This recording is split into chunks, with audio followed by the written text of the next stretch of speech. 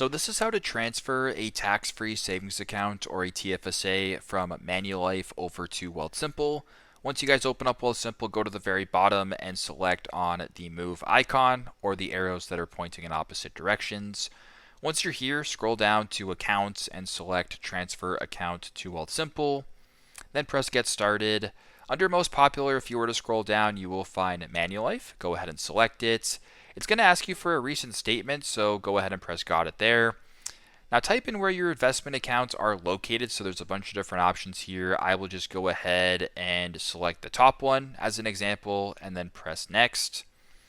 At the top where it says TFSA, select that and press next once again. And once you are done, you can fill in the required information. And once you guys are good to go, you should have been able to set up and initiate a transfer of your TFSA from Manulife over to Wealthsimple.